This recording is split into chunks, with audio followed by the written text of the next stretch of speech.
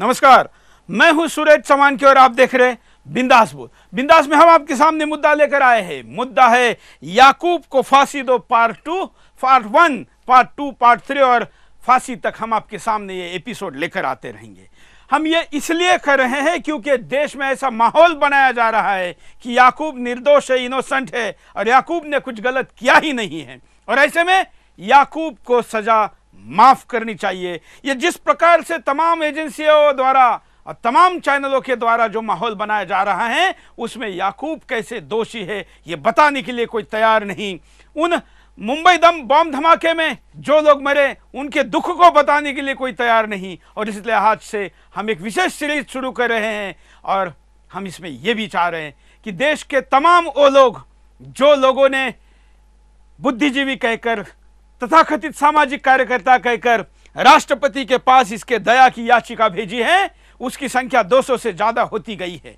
ऐसे में हिंदुस्तान में वो मर्द कहा है, वो राष्ट्रवादी कहा है जो इसको फांसी दो ऐसा कहने के लिए राष्ट्रपति से गुहार लगाए, वो हमको संपर्क करे, हम उनके तरफ से उनके पत्र लेकर राष्ट्रपति के पास जाएंगे। ये इस मुहिम का हिस्सा है और याकूब को बचाने वालों की संख्या ज्यादा हो रही है ऐसा जो एक हो हल्ला किया जा रहा है उसको झूठ साबित करने के लिए हमने एक मिस कॉल नंबर भी चलाया कि याकूब को फांसी दो ऐसा कहने वाले इस नंबर पर मिस कॉल करें। हालांकि हम न्यायालय में निर्णय होने के बाद इस प्रकार से जनमत दिखाने के पक्ष में नहीं है, भले वो न्यायालय के समर्थन में हो या न्यायालय के खिलाफ हो, लेकिन दुर्भाग्य से जब सामने वाले लोग ऐसा कर रहे हैं तो हमको ऐसा करना मजबूरी है और इसलिए याकूब को फांसी दो पार्ट 1 लेकर हम आपके सामने हैं। आइए पहले मुद्दे पर नजर डालते हैं।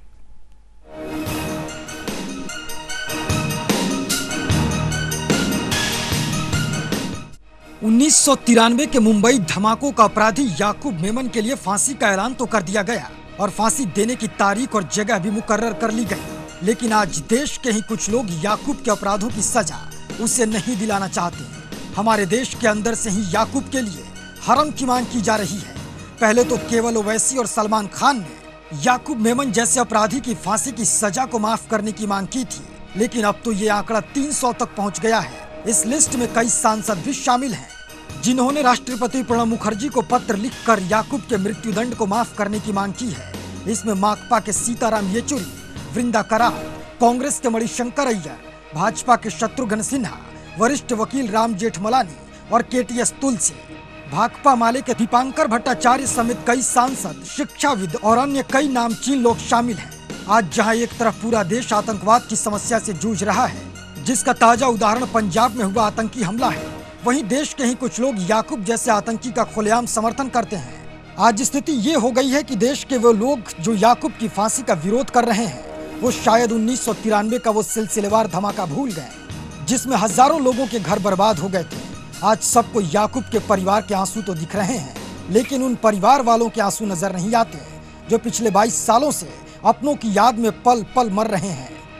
आज लोगों को उन परिवार वालों का दर्द नहीं दिख रहा जो केवल न्याय की आस में जी रहे हैं कि कब इतने जघन्य अपराध के दोषियों को फांसी पर लटकाया जाएगा।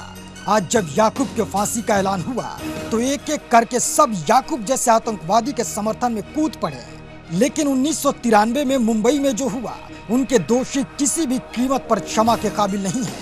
आज जरूरत है एक स्वर में पूरा देश अपनी आवाज को बुलंद करे और फांसी का विरोध कर रहे देशद्रोहियों को मुंहतोड़ जवाब देने की। आज देश के उन लोगों को ये समझने की जरूरत है कि मुंबई बम ब्लास्ट में लिप्त हर एक शख्स को कड़ी से कड़ी सजा दी जाए, क्योंकि उन परिवारों को 22 साल पहले जो जख्म मुंबई हमलों के आतंकियों ने दिया वो अब भी हरे हैं। उन जख्मों पर मरहम तभी लगेगा जब याकूब मेमन को सूली पर लटकाया जाएगा। आज जरूरत है याकूब मेमन जैसे आतंकियों का समर्थन करने के बजाय कड़े शब्दों में इनकी निंदा करने की।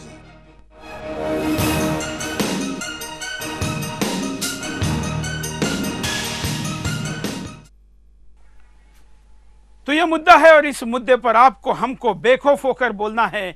हमारे साथ कई कॉलर भी जुड़े हुए हैं, हम कॉलर के पास भी चलेंगे। हमारे साथ आज मार्तंड जी एक कवि है और राष्ट्रवादी विचारों के कवि है। अपने रचनाओं के द्वारा उन्होंने खास करके शहीदों के ऊपर बहुत बड़ा काम किया है। मार्तंड जी, आपका मैं स्वागत करता हूं आज के इस बिंदास में।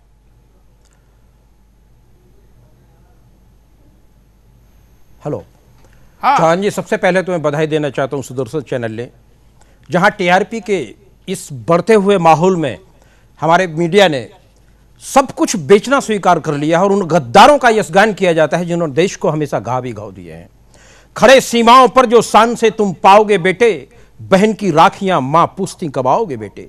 सभी से तोड़कर नाते चुकाते कर्ज मां का यूं हुए कुर्बान जो सीमाओं पर तेरी मेरी माओ के बेटे। आज उन शहादतों को नमन करें जिन्होंने हमारे देश की रक्षा की है। आज के आतंकवादी हमले पर जिस तरह से हमारे पंजाब पुलिस के और सैनिकों ने अपना आत्मबल दिखाकर उन गद्दारों को उनकी वो मौत मारा जिनके काबिल वो गीदड़ थे।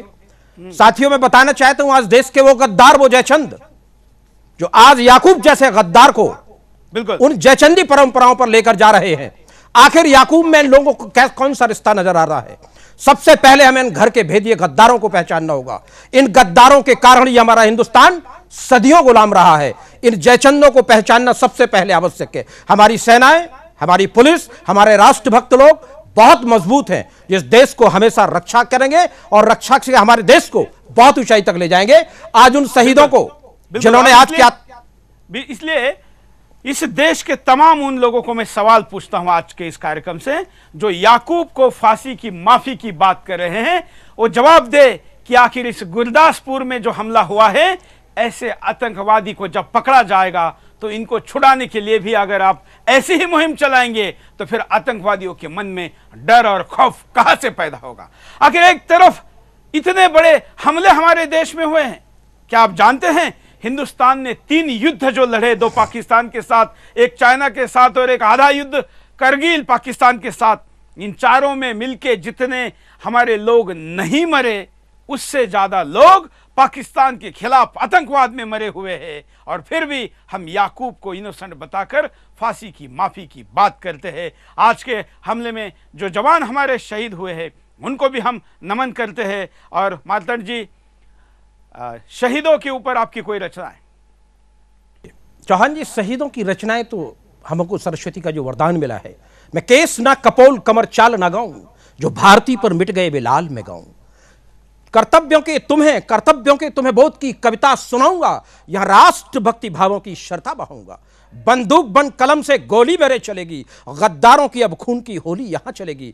तुमको वतन का अब मैं साना बना के छोड़ूंगा, ऊधम सुभाष बिस्मिल या राणा बना के छोड़ूंगा। यहां राष्ट्र भक्ति भावना भरकर दिखाएं हम किस परवेश के हैं, हम किनके वंशज हैं? उन गद्दारों के जिन्होंने देश पर, जिन्होंने लूटपाट करके केवल हम और दूसरे दो जिस धर्म का हम सबसे ज्यादा सम्मान करते हैं, सारे मुसलमान नहीं आता ताई पर यारो, सारे आता ताई नहीं मुसलमान पर यारो, सारे आता ताई क्यों होते मुसलमान, सारे मुसलमान नहीं देशद्रोही पर यारो, सारे आता ताई क्यों होते मुसलमान हैं। सारे हमारे यहाँ मोहम्मद हमीद, गौस, ये पूजनीय और वंदनीय है जिन्होंने देश पर कुर्बानियां दी हैं।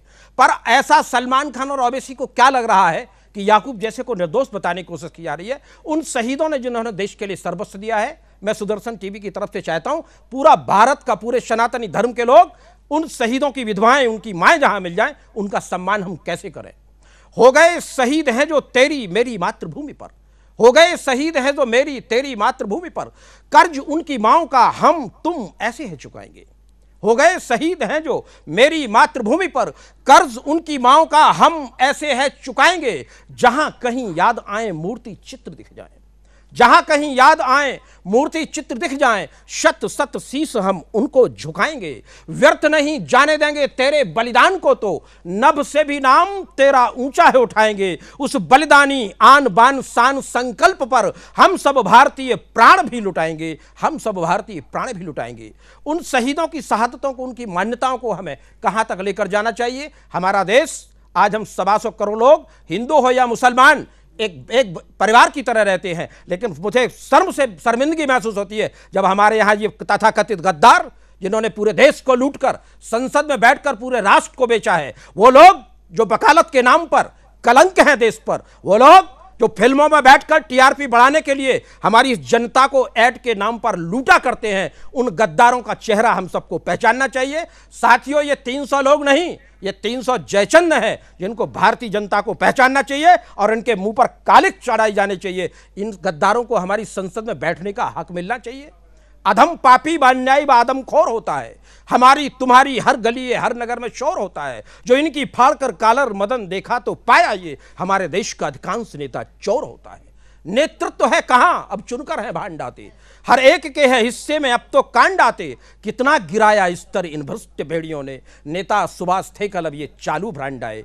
जब संसद का कोई व्यक्ति हमारे संविधान की सारी परंपराओं को, संसद के मंदिर की उस गरिमा को तोड़कर याकूब जैसे गद्दार को सपोर्ट करे, समझना हमें सब भारतीयों को ऐसे लोगों का सामाजिक बहिष्कार ही नहीं करना चाहिए। इनको भी फांसी के फंदे तक लेकर जाने का प्रयास किया। शत्रुघ्न सिन्हा जैसे वो लोग भी है जो राष्ट्रवाद के वोट लेकर आए हैं और अब याकूब को समर्थन कर रहे। लगता है नीतीश के यहां पर जो चायपान किया है उसका जो नमक गया है उसका ये परिणाम है, क्योंकि ऐसे तमाम सेकुलर है जो ऐसे लोगों को बचाने में, सेकुलरिज्म को बचाने की बात करते हैं।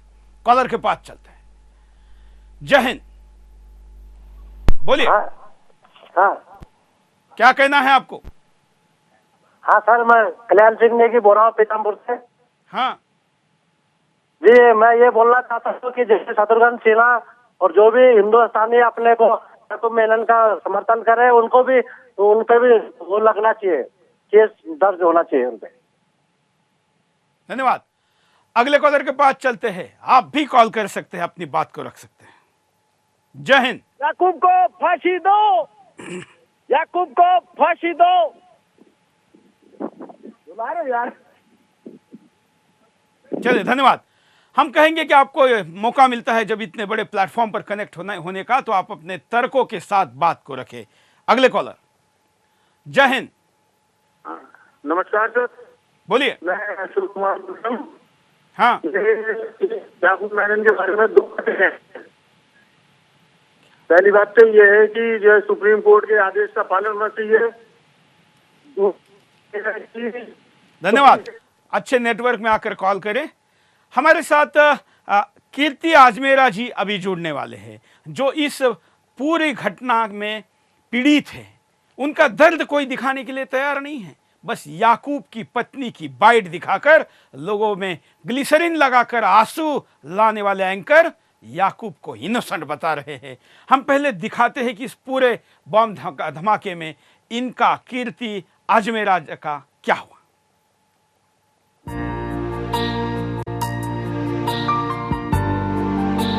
हाथों के जख्म भले ही 22 सालों में भर गए हों, लेकिन जख्मों के निशान ताजिंदगी नहीं जाएंगे। अपने जख्मों के निशान दिखाते ये हैं कीर्ति अजमेरा। नाम आपने जरूर नहीं सुना होगा, लेकिन ये वो नाम है जिनकी जिंदगी 22 साल पहले धमाकों में तबाह हो गई थी। आज भले ही परिवार उस भयानक त्रासदी से उबरने की कोशिश में लगा हो, लेकिन उन पलों को याद कर आज भी कीर्ति अजमेरा की आंखें नम हो जाती हैं।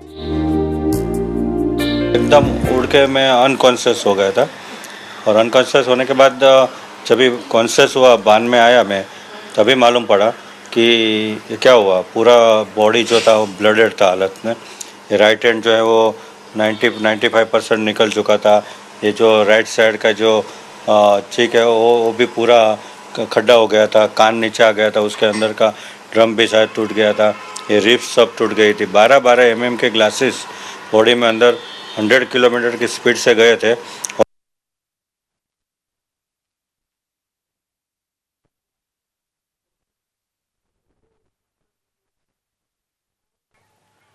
और भी इनसे समक्ष बात करेंगे। अजमेरा जी हमारे साथ जुड़ रहे हैं, साथ साथ में कई कॉलर हमारे साथ जुड़े हुए हैं। अजमेरा जी से बात करते हैं। चलिए, हम रुकते हैं यहां पर एक छोटे से ब्रेक के लिए। ब्रेक के बाद दोबारा आएंगे बिंदास बोलचाल।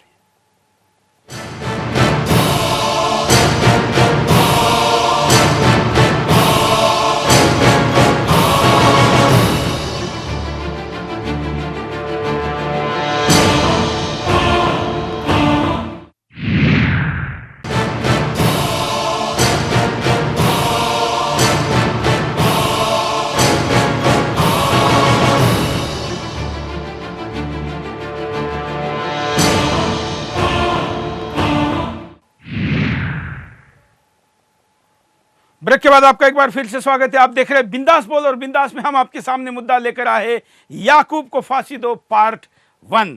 हम आपके सामने और इस देश के तमाम उन राष्ट्रवादी व्यक्ति, संस्था, संगठनों को आह्वान कर रहे, स्क्रीन पर चल रहे नंबरों पर संपर्क करके अपना समर्थन इस फांसी के पक्ष में दीजिए। इस देश के राष्ट्रपति को कहिए कि पाकिस्तान के IAS और तमाम ऐसी PR एजेंसियों के द्वारा जिन लोगों को तैयार करके उनके पत्रों के लाखों करोड़ों रुपए की फीस देके राष्ट्रपति को जो प्रभावित करने का प्रयास किया जा रहा है, उनके सामने सच्चे हिंदुस्तानियों का भी मांग के पत्र जाने चाहिए। और इसलिए ऐसे पत्र भेजने वालों के पत्रों का कोऑर्डिनेशन हम खुद करेंगे। मैं उन पत्रों को लेकर इस देश के राष्ट्रपति को मिलूंगा और आपकी भावनाओं से अवगत करूंगा कि क्या इस देश ने सोचा है।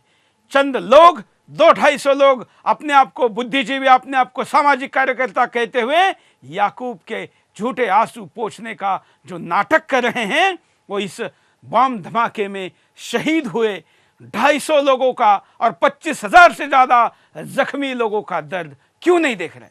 और जब ऐसे में याकूब को समर्थन देने वाले लोग होते हैं तो आतंकवादियों का हौसला बढ़ता है। और फिर आज जैसे गुरदासपुर में हमला हुआ है, ऐसे हमले बार बार होते हैं। और इसलिए इस याकूब को फांसी देनी चाहिए और ये फांसी देकर ही हिंदुस्तान रहेगा, ये संदेश जाना चाहिए। ये संदेश देने के लिए राष्ट्रपति पर हम हिंदुस्तानी अपनी भावनाओं की बौछार करें, उन तक भावनाओं को पहुंचाए। और इसलिए उन मिस कॉल नंबर पर मिस कॉल करें या आपके पत्रों को स्कैन कर कर हम तक भेजें। हम उन सारे पत्रों को राष्ट्रपति तक पहुंचाएंगे। कई कॉलर हमारे साथ जुड़े हैं, उनके पास भी चलते हैं। साथ साथ में आप भी हमारे साथ जुड़ सकते हैं। हमारे साथ कीर्ति आजमेरा जी जुड़े हैं, जिनका वीडियो आपने थोड़ी देर पहले देखा।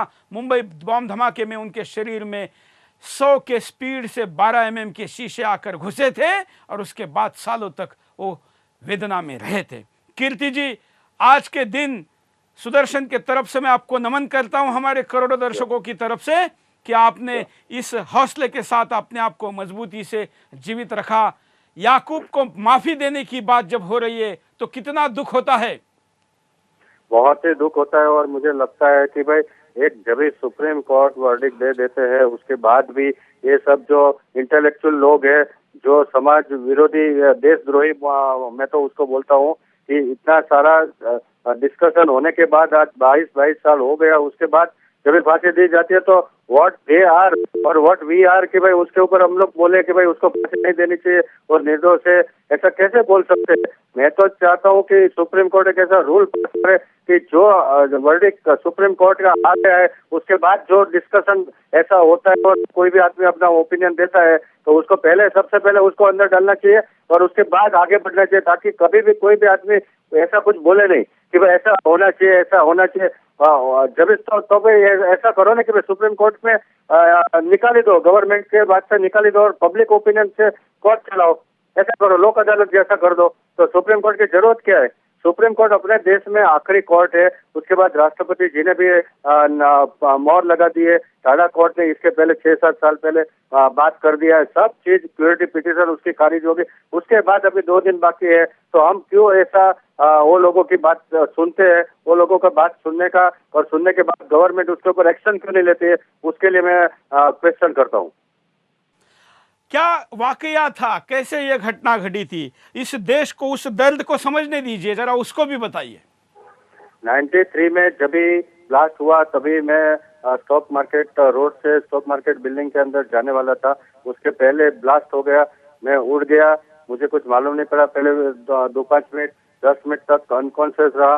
जब भी कॉन्शियसनेस आई तभी मैंने देखा तो मेरा जो राइट हैंड है वो पूरा 95% निकल चुका था। राइट साइड जो फेस है वो पूरा स्मैश हो गया था, खड्डा हो गया था।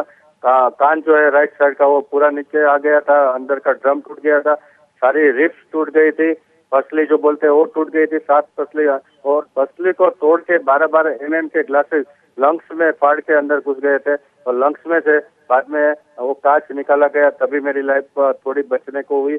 और पूरा जो बॉडी था वो ब्लड से लथपथ था।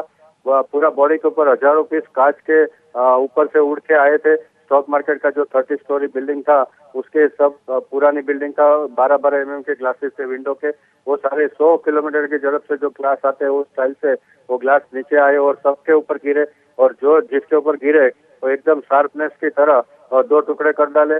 जिसके ऊपर गिरे उसका हाथ टूट गया, किसी का पाँव टूट गया, किसी का मुंडी टूट गया। ऐसे 500-700 लोग मरे हुए वो दिन मेरे सामने पड़े थे। और ऐसे माहौल से मैंने देखा कि पूरा रोड के ऊपर ब्लड है, कांच है, तो उसमें से मैं कैसे बचूंगा। तो मैंने हिम्मत जुटाई, थोड़ा बाहर आया, मैं कैसे भी करके थोड़ा घिसक के सामने के बिल्डिंग के ऊपर बैठा। बैठने के बाद कोई टैक्सी नहीं थी, कोई जिंदा आदमी नहीं था और मुश्किल से कोई एक टैक्सी वाला, जैसे भगवान ने भेजा ऐसा कोई टैक्सी वाला आया, सामने से पूछा कि भाई चलो आपको मैं ले चलता हूँ, और उसने मुझे टैक्सी में बिठाया। और बाद में 2 हॉस्पिटल हम घूमे, उसमें जगह नहीं थी क्योंकि वो जो थोड़ा जिसको लगा था वो लोग ने टैक्सी जाके उधर जगह भर दी थी। तो हमारे जैसे जो सीरियस इंजर्ड थे उसको लेने वाले कोई नहीं थे। तो बाद में तीसरा जो जीटी हॉस्पिटल है उसमें जबरदस्ती हम लोग ने जगह ली, उधर मुझे जगह मिली। बाद में फर्स्ट एड किया, उधर राइट साइड फेस का ऑपरेशन एक डॉक्टर है उसने विदाउट एनेस्थीसिया किया क्योंकि हीमोग्लोबिन वाज 4 पॉइंट, तो कोमा में जा सकता था, हीमोग्लोबिन दे नहीं पाए। ही टोल्ड के भाई if you will support me I will do such a nice work, you will remember me.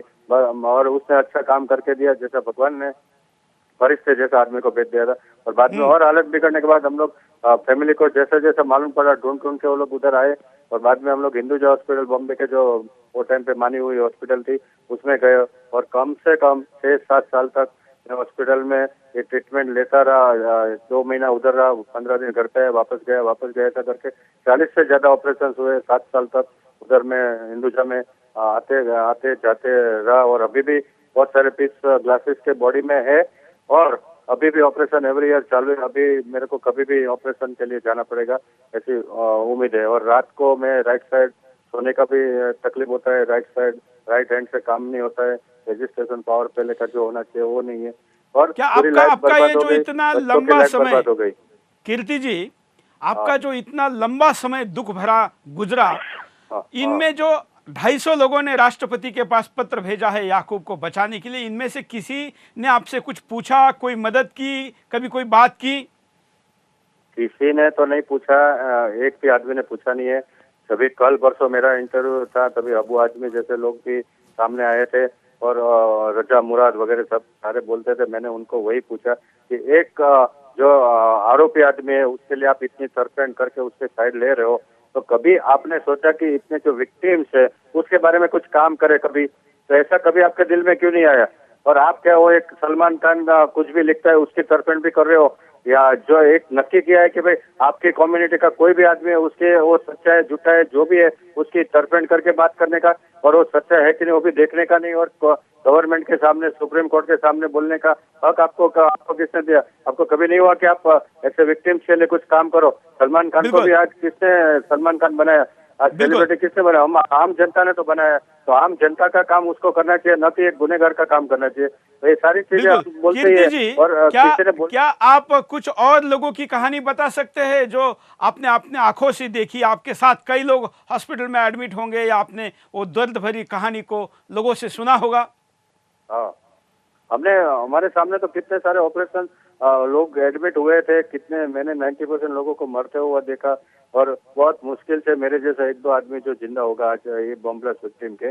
और आज तक मेन बात वो है कि आज तक गवर्नमेंट ने 1 रुपए का मुआवजा दिया नहीं, 1 रुपए का जो हमारा राइट्स बनता है वो भी दिया नहीं है। पूछने के लिए भी गवर्नमेंट भी नहीं आई। कोई भी टाइप की गवर्नमेंट हो, कांग्रेस हो, बीजेपी हो या शिवसेना की हो, कोई भी गवर्नमेंट है, कोई भी लीडर है, एमएलए एमपी, कितने सारे लोगों को मेरा इंटरव्यू सामने आया है, फिर भी किसी ने रसमलाई सबने की, मगर किसी ने ऐसा नहीं बोला कि मैं आपके लिए कुछ काम कराऊं। न तो कोई चीफ मिनिस्टर, न तो कोई प्राइम मिनिस्टर, किसी ने भी ये मुआवजा के बारे में बात नहीं कहा। मैं तो बोलता हूँ ये प्लेटफॉर्म के जरिए सुप्रीम कोर्ट को भी एक ऑर्डर करना चाहिए गवर्नमेंट के ऊपर, स्टेट गवर्नमेंट के ऊपर और सेंट्रल गवर्नमेंट के। जो क्या आपके साथ आपके परिवार का कोई सदस्य है कीर्ति जी? क्या आपके साथ आपके परिवार का कोई सदस्य है, पत्नी वगैरह? अभी बाहर डॉटर है मेरी। हाँ, तो क्या हम उनसे बात कर सकते हैं? या 1 मिनट में मैं देता हूँ। ये कीर्ति आजमेरा जी है जो इसमें पीड़ित है, इस पूरे घटना में जिन्होंने अपना सब कुछ खोया। 7 साल तक ये हॉस्पिटल में रहे, 50 से ज़्यादा इनके ऑपरेशन हुए। और जैसे कि आप सुन रहे थे, उन्होंने कहा कि हमने 99% लोगों को मरते हुए देखा है। उन 99% लोगों की, हताहत लोगों की, मृत लोगों की, उन परिवारों की हाय इन 250 लोगों को लगेगी जो याकूब को फांसी से बचाने की कोशिश कर रहे हैं। कीर्ति जी की बेटी हमारे साथ जुड़ रही है, हम उनके साथ भी बात करेंगे। आप भी कॉल कर सकते हैं। जो पीड़ित, इस बम धमाके के जो पीड़ित थे वो हमको संपर्क करें, क्योंकि 22 साल हो गए घटना को, बहुत से लोगों के कॉन्टैक्ट डिटेल चेंज हो गए हैं, हम उनको ढूंढ नहीं पा रहे 2 दिनों से। कीर्ति जी बड़े मुश्किल से मिले हैं। और भी जो लोग हैं उनका डिटेल अगर आप जानते हैं तो हमको बताइए। कीर्ति जी की बेटी हमारे साथ जुड़ने जा रही है, हम उनसे भी बात करेंगे। उनका दुख दर्द या उन्होंने अपने पिताजी का क्या दुख देखा वो भी हम आपको दिखाएंगे। आपका शुभ नाम क्या है? मैं अमी कीर्ति अजमेरा बोल रही हूँ। हाँ, आपकी क्या एज थी आपकी जब पिताजी की यह घटना घटी तब? मैं तभी 7 साल की थी। हाँ, तो आपको क्या याद है, ये दर्दनाक वाकया क्या याद है आपको? एक्चुअली मुझे यही याद है कि मेरे पापा बॉम्बलास्ट में आ गए थे और हमें हॉस्पिटल तक जाने को नहीं मिल रहा था, क्योंकि उनकी हालत इतनी खराब थी कि बच्चे लोग को अलाउड नहीं था। हाँ। और मेरा भाई 6 साल का था। यानी हम लोग ने बचपन बिना माँ बाप के ही गुजारा है, क्योंकि जब जब हमें उनकी जरूरत थी और पापा मम्मी हॉस्पिटल में ही रहते थे। और पापा को काफी कांच के टुकड़े, और रोज हम लोग जितने भी, अब जब भी उनको देखते हैं तभी उनकी हालत हम लोग देख भी नहीं सकते और कुछ बोल भी नहीं सकते, क्योंकि गवर्नमेंट ने उनके साथ बहुत नाइंसाफी की है। 22 साल से मेरे पापा लड़ रहे हैं खुद के राइट्स के लिए, लेकिन अभी तक किसी ने उनकी आंखें नहीं खुली है। तो मुझे यही लगता है कि गवर्नमेंट खोलना नहीं चाहती आंखें, जानबूझ के ऐसा कर रही है कि वो या तो हमारे न्यूज देख ही नहीं रहे। और बहुत ही मेरे लिए बहुत शर्मिंदगी की बात यह है कि अगर यही सेम चीज है अगर कोई पॉलिटिशियन के घर पे उनके साथ हुई होती और तभी उनको न्याय नहीं मिलता तो क्या होता था। बिल्कुल, लेकिन इस देश मैं अपने पापा को रोज देख रही हूँ, कांच के टुकड़े ऐसे उनके शरीर में घूमते हैं कि जैसे हम लोग एक कांच का एक कणी भी हमको लग जाता है तो हम लोग से नहीं रहा जाता है। तो वो तो इतने सारे ग्लास के पीस अपने बॉडी में लेके घूम रहे हैं। बिल्कुल, हम उस दर्द को समझ सकते हैं। उस दर्द का एहसास हिंदुस्तान को हम कराना चाहते हैं। आपका बचपन पिताजी के हॉस्पिटल में रहे थे बीता, आपने बड़े आपके शब्द हृदय तक पहुंचे हैं कि हमें माता पिता का सुख नहीं मिला क्योंकि वो सब उनको ठीक करने में लगे रहे। आपका जो बचपन गया है, आपके जैसे और तमाम अन्य लोगों की भी कहानी आपको पता होगी। हमारी कहानी तो 22 साल से खत्म ही नहीं हो रही है, तो हम लोग रोज के रोज भुगत रहे हैं। तो अभी बाकी सबकी पापा को रोज देखते हैं, जितना देखते हैं उतना उन दुख होता है कि अभी तक क्यों उनका कुछ सॉल्यूशन नहीं निकलता है। और बड़े बड़े पॉलिटिशियन घर पे आके बात भी करके जाते हैं, आश्वासन भी देके जाते हैं, लेकिन रिजल्ट नहीं देते हैं।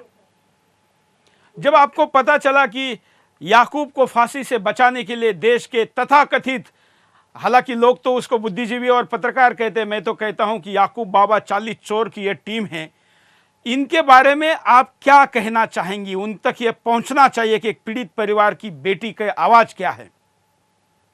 किसकी टीम आप बोल रहे हैं? जो याकूब को बचाना चाहते हैं उनके बारे में आप क्या कहेगी? मैं तो ये बोलूंगी उनको ऐसे बचाने की जरूरत इसलिए नहीं है क्योंकि उसने एक जन की नहीं हजारों जन की मौत का उसके ऊपर इल्जाम है। और जो भी होगा, उन्होंने जो भी सरेंडर किया या कुछ भी किया हो, लेकिन उनके ऊपर अभी दया नहीं खानी चाहिए। और दूसरी बात तो ये कि मेरे लिए तो गुनहगार अपनी गवर्नमेंट है कि जो ऐसे लोगों को डिसीजन देने में इतना टाइम भी लगाती है और सब लोग को पूछने की राह देखती है कि इनको कभी देना चाहिए कि नहीं देना चाहिए। फैसला ऑन द स्पॉट होना चाहिए, जैसे फॉरेन कंट्रीज में होता है। बिल्कुल, अगर 20 साल में देते थे ऐसी सजा तो ये 22 साल में इतने सारे जो ब्लास्ट हो गए वो होते ही नहीं थे। बिल्कुल बिल्कुल। तो ये जो पॉलिटिशियन है मेरे लिए तो वो भी गुनहगार है, क्योंकि अभी तक तो उन्होंने भी हमें देखा नहीं है। तो मैं याकूब ने तो हमारे लिए नहीं किया था, उसने तो सब लोग के लिए किया था। लेकिन जो भी पॉलिटिशियन है, जिसने 22 साल में हमारी बातें सुनकर भी अनदेखा किया है, तो मेरे लिए तो वो भी उतने ही गुनहगार है। हम आपके भावनाओं के साथ है और हम प्रयास करेंगे कि हम वीडियो में आपको जोड़े, देश के सामने आपको लाइव करें, क्योंकि ऐसे परिवार, धन्यवाद आपने हमारे साथ देश के सामने आपका दुख भरी पूरी कहानी बताई। कितना दुखद है, 22 साल में ऐसे लोगों को किसी ने नहीं पूछा। और क्या हमारी सरकारें हैं, 22 साल जिन लोगों ने दुख झेला है उनका तो दर्द, उनके आंसू पोंछने के लिए कोई नहीं जा रहा है। एक छोटा सा कांटा कहीं चुभता है, कहीं शीशा हमारे शरीर में घुस जाता है तो कितनी यातनाएं होती है। एक व्यक्ति के शरीर में 22 साल से हजारों टुकड़े अभी भी है, क्योंकि 50 ऑपरेशन हो चुके हैं, शरीर में फटने के लिए अभी जगह बची नहीं है। ऐसे में वो शीशों को लेकर जी रहा है और हिंदुस्तान के तमाम मेकअप करके कैमरे के सामने आने वाले सोशलिस्ट एक्टिविस्ट याकूब को फांसी से बचाने की बात कर रहे हैं। हमारे साथ मातन जी जुड़े हैं। मातन जी, इस दुख को देखने के बाद क्या कहेंगे? को देखने के बाद सिर्फ इतना लगा, हर भारतीय का शर्म से शर्मिंदा होता है शेर। सबसे पहले मैं उस बेटी के नाम एक पंक्ति पढ़ना चाहता हूं। हमारे देश के संविधान में, कॉन्स्टिट्यूशन में एक अमेंडमेंट की बहुत जरूरत है। संसद के शहीदों पर, इन शहीदों पर जो कविताएं लिखी, उसका एक छंद में इस बेटी के नाम पढ़ना चाहता हूं। इस बेटी को गर्व करना चाहिए कि ये एक राष्ट्रभक्त की बेटी है और इस बेटी के पिता को सिर्फ घाव नहीं लगे हैं, ये देश का पूजनीय और वंदनीय व्यक्तित्व है और उसकी बेटी का होने का गर्व है। मैं सारे भारतीयों से चाहता हूं अगली बार वोट देने से पहले मेरी इन पंक्तियों को ध्यान रखना और जो लोग इन पंक्तियों पर चले उनको ही वोट दिया जाए। कौन चुकाएगा कीमत जो खून के आंसू ये पीते, अब कौन चुकाएगा कीमत जो खून के आंसू ये पीते, बेटी बेटे बिना पिता के सदा अभावों में जीते। सदा सदा को सिंदूरी हक बलिदानी विधवा खोती, सदा सदा को सिंदूरी हक बलिदानी विधवा खोती, सोचो सीमा रक्षक के बलिदान की कीमत क्या होती। कौन चुकाएगा कीमत जो खून के आंसू ये पीते, बेटी बेटे बिना पिता के सदा अभावों में जीते। सदा सदा को सिंदूरी हक बलिदानी विधवा खोती, सोचो सीमा रक्षक के बलिदान की कीमत क्या होती। कोई सुख वैभव ना पति की रिक्त जगह ले पाएगा, कोई सुख वैभव ना पति की रिक्त जगह ले पाएगा, कीमत ना सिंदूर की तेरा राज भवन दे पाएगा। कोई सुख वैभव ना पति की रिक्त जगह ले पाएगा, कीमत ना सिंदूर की तेरा राज भवन दे पाएगा। अब सुख सुविधाएं सारा जीवन और सभी सामान मिले, अब सुख सुविधाएं सारा जीवन और सभी सामान मिले, इस बलिदानी बेटे बेटी को राज भवन सम्मान मिले। इस बलिदानी बेटे बेटी को राजभवन सम्मान मिले। इस बलिदानी बेटी की जब भी शादी और विदाई हो, इस बलिदानी बेटी की जब भी शादी और विदाई हो, वंदे मातरम की धुन गूंजे जन गण मन सहनाई हो। इस भारत भू पर स्वर्ग से बढ़कर कायम आओ अमन करें, आओ ऐसे अमर सपूतों को हम सत सत नमन करें। बिल्कुल, उनको नमन है और ऐसे लोगों को नमन करने के लिए भी संस्कार चाहिए।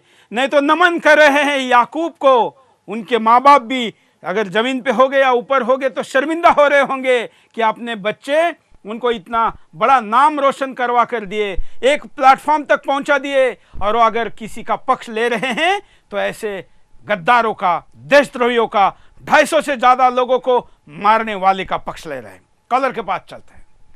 जय हिंद। सुरेश जी, बोलिए। भवानी सिंह का जयपुर से बोल रहा हूँ। हाँ सर जी, सबसे पहले तो मैं आपको एक बधाई देना चाहूंगा क्योंकि आपने एक परिवार जो बम विस्फोट में मरा था उसके परिवार वालों से बात कराई है। ये पहला, मेरे को लगता है पहला चैनल होगा जिसने ये बताया है कि 40 लोगों की आवाज, जो 257 लोग मरे हैं, आसपास मरे हैं, उनके परिवारों की आवाज सुनाई जाएगी तो ये दब जाएगी। सर, ये टैक्टिक्स है इन लोगों की और कुछ नहीं है। एक धर्म विशेष के लोगों के साथ इन्होंने अपीजमेंट कराया एक पार्टी ने बहुत 10 साल से, तो उसी ही टैक्टिक को लेके ये लोग भी एक नया माहौल बनाना चाहते हैं सर। और मैं एक बात और कहना चाहूँगा सर, मैं वैसे हैंगिंग के खिलाफ हूँ। किसी को फांसी देना बहुत रेयर केस में देनी चाहिए फांसी, लेकिन कोई इंसान 257 लोगों को मार के उसको भी आप सजा नहीं दोगे तो उन 270-75 जो लोग मरे हैं उनके परिवार वालों को आप बहुत बड़ा दुख दे सकते हो। उससे बड़ा दुख कोई नहीं दे सकते। धन्यवाद। बिल्कुल, फांसी के विरोध में जो लोग हैं वो तो कुछ चीजें तो ऐसी होती है जहां पर सजा मृत्युदंड से नीचे का दंड नहीं हो सकता, क्योंकि जो 250 मरे हैं। और हिंदुस्तान, आखिर किसी भी देश के खिलाफ कोई जो आतंकवादी लड़ने जाता है जो आतंकवादी आतंकवाद फैलाना चाहता है वो वैसे भी खुद मरने के लिए तैयार है। और ऐसे लोग पैसे दे के पाकिस्तान, अफगानिस्तान और तमाम आतंकवादी देशों में खरीदे जा सकते हैं। हमने मुंबई बम धमाके में जो ताज पर अटैक हुआ था उस समय भी वो कथाएं सुनी थी कि कैसे आतंकवादियों को खरीदकर, उनको झूठे सपने दिखाकर, उनके घर वालों को जहां पर भी बहुत दरिद्रता है पाकिस्तान और अफगानिस्तान जैसे देशों में, उनको पैसे देकर उनको बच्चों को ऊपर कुछ सुंदरियां मिलेगी इस आशा के साथ आतंकवाद करने जब भेजा जाता है तो ऐसे में लोगों के साथ उसका सही पहलू भी जाना चाहिए। हम प्रयास करें कि लोगों के सामने वो पहलू जाए। कॉलर, जय हिंद। सुरेश जी जय हिंद। बोलिए, क्या कहना है? राजनीतिक पार्टियों से तो कोई उम्मीद नहीं की जा सकती, लेकिन भारतीय जनता पार्टी के अमित शाह जी और मोदी जी को कम से कम शत्रुघ्न सिन्हा को तो पार्टी से निकाल देना चाहिए। बिल्कुल। और उनको बोलना चाहिए कि ओबीसी के पार्टी से इलेक्शन लड़के संसद में पहुंचकर दिखाएं।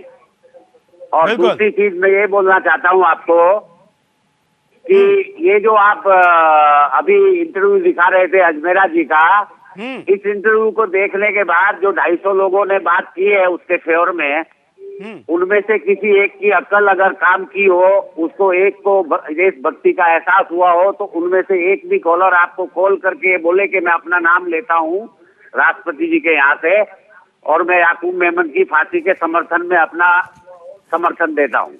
बिल्कुल, बहुत अच्छी बात आपने कही है, धन्यवाद। अगर ऐसा कोई है, अगर अजमेरा जी की बेटी के आंसू देखकर, उनकी उस दर्द भरी कहानी को सुनकर, जिन 250 ने इसको बचाने के लिए राष्ट्रपति को पत्र दिया है, वो अगर अपने पत्र को वापस लेना चाहता है तो हम उसे भी दुनिया के सामने लाएंगे, उसका भी एक तरीके से सम्मान करेंगे कि चलो गलती हो गई थी, अब सामने आया है। लेकिन ऐसा नहीं होगा। ये हम लोगों का, हम लोग इतने इमोशनल है, हम लोग इतने भावनिक है, हम लोग देशभक्त ऐसे कि हमको लगता है कि व्यक्ति गलती से बिगड़ा होगा। ये लोगों के पास 2 प्रकार के वकील होते हैं। जब ऐसे गंदी हरकतें करने वाले न्यायालय में लड़ने वाले वकील और रखते हैं, और न्यायालय फांसी जब देता है, सजा जब देता है, तो समाज में इनकी वकालत करने वाले अबू आजमी जैसे वकील और होते हैं, और इसलिए ये वापस नहीं ले सकते। इनमें से कई खरीदे जा चुके हैं, कईयों का बुद्धिभेद हुआ है, और कईयों की सीढ़ी पाकिस्तान के पास होगी जो ब्लैकमेल करके इसको याकूब के साथ खड़े किए जा रहे हैं। अगर ऐसा नहीं है, मेरी बात झूठ है, तो सामने आए। 250 में से जो भी सामने आता है उसके साथ मैं विदाउट ब्रेक इस चैनल से लाइव चर्चा करने के लिए तैयार हूं कि तू अपना पक्ष रख कि आखिर याकूब का समर्थन क्यों करा है। रुकते एक छोटे से ब्रेक के लिए, ब्रेक के बाद फिर आएंगे बिंदास बोलचाल।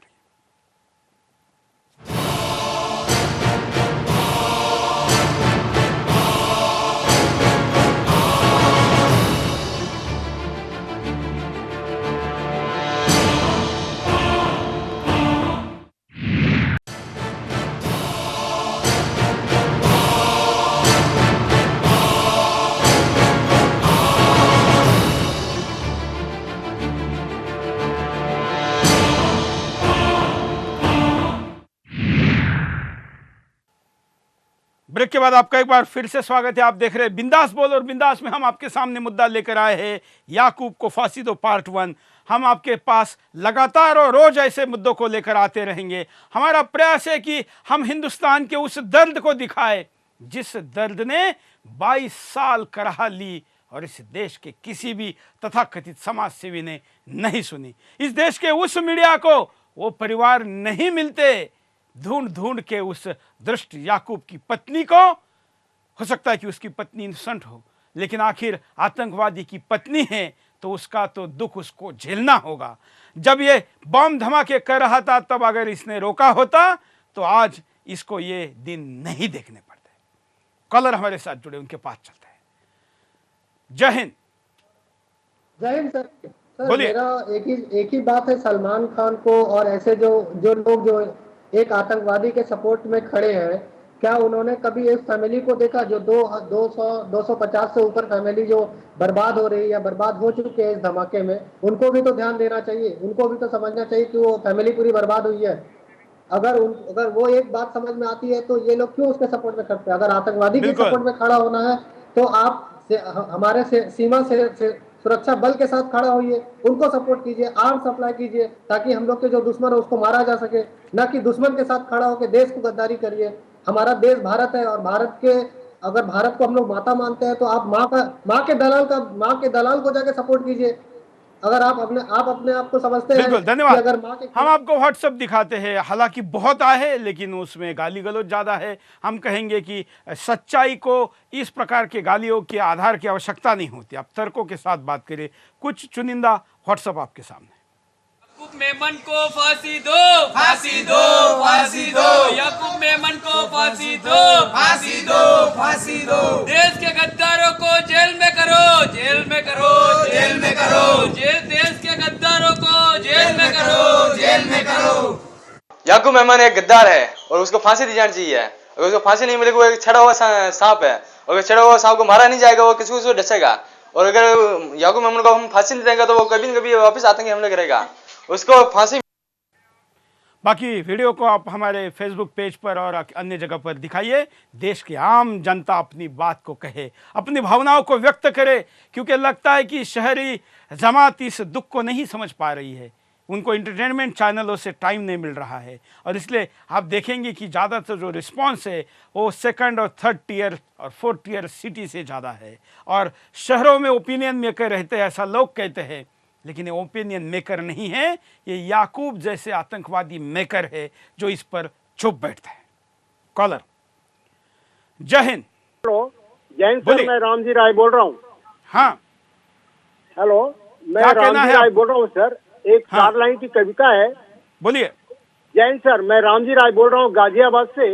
हाँ, इन लोगों के बारे में बोल रहा हूँ। क्या मिलिए ऐसे लोगों से जिनकी फितरत छिपी रहे, असली नकली चेहरा सामने, असली चेहरा छिप रही। ये जो 4 नेता जो हैं, ये वकील हैं, इन लोगों को देश से निकाल देना चाहिए। है एक आतंकवादी वकील पैसे लेकर कोर्ट में कुछ दलील दे, वो तो हम समझ सकते हैं, लेकिन कोर्ट के बाहर भी दलीलों के लिए अगर वकील बिकने लगे तो न्याय व्यवस्था पर किसका भरोसा रहेगा, ये सवाल है। कारण देखते हैं कि क्या कारण है। देखिए, देश के भीतर बैठे देश के दुश्मन खुलेआम घूमते, देश के भीतर बैठे दुश्मनों पर कोई शक भी नहीं करता। ये देश के दुश्मन हजारों देशवासियों की जान ले चुके हैं। जब कुछ देश के दुश्मन कब्जे में आए हैं तो उन्हें बचाने के लिए देश के कई दुश्मन खड़े हो गए। देशद्रोहियों की करतूतों को नजरअंदाज किया जाता। देश के भीतर बैठे देश के दुश्मन अब तो खुलेआम देश की सत्ता को ललकार रहे हैं, देश की कानून व्यवस्था को ठेंगा दिखा रहे हैं। ज्यादातर लोग इन देशद्रोहियों की हरकतों पर चुप बैठे हुए हैं। देश के भीतर बैठे दुश्मनों को शह दी जाती। देश के भीतर बैठे देश के दुश्मन देश के खिलाफ षड्यंत्र रचते रहते हैं। कई लोग ऐसे देशद्रोहियों को शह देते हैं जिससे इनके हौसले और बढ़ जाते हैं। अब ये देश के भीतर बैठकर देशवासियों को ललकारते रहते हैं। देशद्रोही देश को तोड़ने की साजिश रचते हैं। ओवैसी अभी तो देश की कानून व्यवस्था पर सवाल उठा रहा है। आने वाले समय में वो और मजबूत होगा। इसके बाद ये देशद्रोही अलग पाकिस्तान की मांग करने लगेगा, जैसे इसके पूर्वज करते थे। जैसे आप सांप का विष निकाल दो तो उससे कोई डर नहीं होता, लेकिन फिर भी सांप कभी काटना नहीं छोड़ता। वैसे ही ओवैसी है, ये कभी भी काट सकता है। मुंबई हमले के पीड़ित तड़प थे।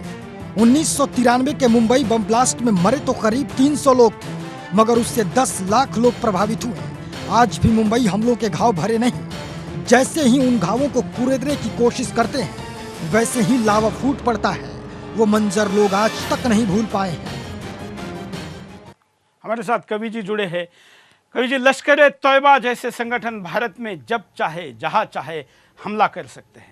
एक हिंदुस्तानी, गौरवशाली हिंदुस्तानी होने के बावजूद भी ये सत्य मैं स्वीकारने को तैयार हूं कि वो नहीं चाह रहे इसलिए हमले बच रहे। हमला करना चाहें तो हमला कर रहे हैं, मारे जा रहे हैं इसके लिए तो तैयार होकर आते हैं। लेकिन ऐसे आतंकवादियों के लिए आप क्या कहेंगे?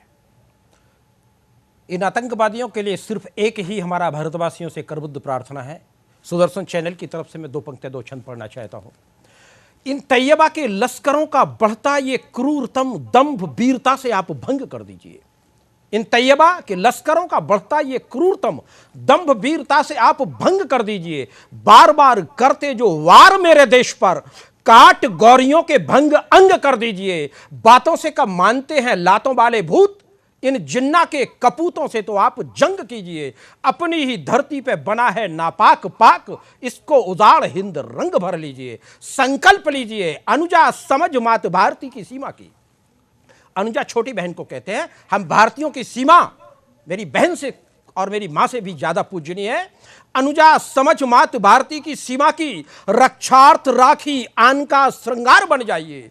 इन गीदड़ों के झुंडों पर सीमाएं जो ये तोड़ते, इन गीदड़ों के झुंडों पर सीमाएं जो तोड़ते, इन पाकिस्तानी दैत्यों को तलवार बन जाइए।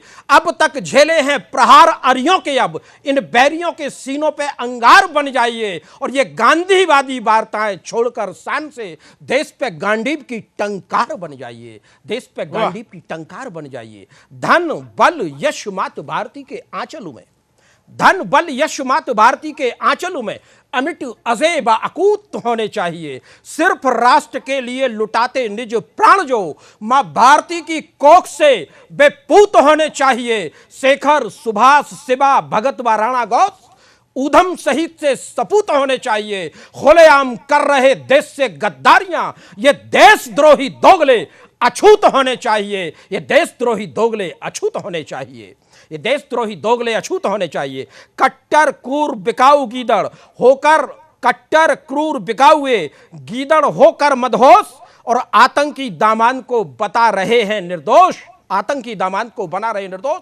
इन गद्दारों का आखिर उस याकूब से, उस दाऊद इब्राहिम से और देश के इन गद्दारों से क्या नाता है? यह हमारी जनता को आईपीसी की धाराओं के तहत हम राष्ट्रभक्तों को इनके खिलाफ व्यक्तिगत मुकदमे दर्ज करने चाहिए और इनको कम से कम एक बार याकूब के साथ उस काल कोठरी में भेजा जाना चाहिए। ये देश के वो गद्दार हैं जो हमारे देश को फिर से जिन्ना, ओवैसी और इस सलमान जैसे ये हिजड़े सिर्फ हमारी पीढ़ी को बिगाड़ने का काम करते हैं। करोड़ों रुपए कमीशन लेके हर व्यक्ति से, हर बेटे से करोड़ों अरबों रुपए कमाते हैं। ये देश के नायक नहीं हैं, ये देश के खलनायक हैं। हमारे देश के नायक हैं भगत सिंह, ऊधम सिंह, जिन्होंने अपना सर्वस्व देश के उन नायकों को बनने के लिए कोई तैयार नहीं है, क्योंकि इस देश में अगर आप शिवाजी बनो तो आतंकवादी कहलाओगे और औरंगजेब बनो तो याकूब की तरह महिमा मंडित किए जाओगे। अब भी याकूब को फांसी देने के बाद कहीं उसकी मजार बनाई जाएगी और वहां पर मेले लगेंगे और हम झूठे शेर कहेंगे कि शहीदों के चिताओं पर लगेंगे मेले। इन देश के शहीदों को हम भूल गए हैं, हम आतंकवादियों को महिमा मंडित कर रहे हैं। परिणाम देखते हैं क्या होगा। ऐसा होता रहा देश के अंदर बैठे दुश्मन मजबूत हो जाएंगे। अगर किसी देश के दुश्मन देश के अंदर बैठकर ही मजबूत होने लगे तो ऐसे में आप खुद अंदाजा लगा सकते हैं क्या हाल होगा उस देश का। क्या देश के भीतर बैठे ये दुश्मन देश को चैन की नींद सोने देंगे? आतंकियों को सजा नहीं मिलेगी। देशवासी किसी व्यक्ति को फिल्मी हीरो बनाकर सिर आंखों पर बिठाते हैं, लेकिन वही व्यक्ति एक दिन आतंकियों का समर्थक हो जाता है। आज सलमान खान आतंकी को फांसी देने से मना करता है। यही सलमान खान पाकिस्तान में जाकर कहता है मुंबई हमला पाकिस्तान ने नहीं कराया। ऐसे में अंदाजा लगाया जा सकता है कि सलमान खान आज से नहीं, ऐसे में अंदाजा लगाया जा सकता है कि सलमान खान आज से ही नहीं पहले से ही आतंकी समर्थक रहा है। मालतन जी, इस आज के धमाके में या आज के आतंकवादी हमले में जो शहीद हुए हैं, और आज आपके जैसा कवि जब हमारे साथ जुड़ा है तो अब तक जितने शहीद हुए उनसे प्रेरणा लेकर इनके खिलाफ लड़ने के लिए हम प्रेरणा चाहते हैं। तो उन शहीदों के लिए आप क्या कहेंगे? मैं 1857 की प्रथम क्रांति से आज के हमले तक के शहीदों को इस सुदर्शन जैसे पवित्र मन से श्रद्धांजलि देना चाहता हूं, और मैं चाहता हूं सारे राष्ट्रभक्त मेरी इस भावनाओं से जुड़े और हम उस मुहिम को आगे चलाएं। हमारी मां भारती कभी वंदनीय रहे, कभी इन गद्दारों से हमारा देश आक्रांतिक ना हो। मैं साथियों, हम चाहते हैं कि हम क्या चाहें, हमारा देश का परिवेश कैसा होना चाहिए। उन शहीदों को जिन्होंने 1857 से आज तक शहादत दी है, सर्वश्रेष्ठ सर्वमान्य सदा ही शूरवीर बलिदानी हो। सर्वश्रेष्ठ सर्वमान्य सदा ही शूरवीर बलिदानी है। लहू से अपनी निज लिखते जो अद्भुत अलग कहानी है। आजादी की खातिर ये तो भीष्म मई प्रण ठाने थे। आजादी की खातिर ये तो 20 मई प्रण ठाने थे, आजादी के आजादे आजाद बने दीवाने थे। उन आजादों ने आजादी को लाकर हम तक तुम तक छोड़ दिया, लहू से अपने आजादी को स्वर्णिम युग तक मोड़ दिया। पावन पुण्य पुनीत पुजारी पावन पाठ में पढ़ा गए, इस मां भारत की बलवेदी पर शीश जो अपना चढ़ा गए।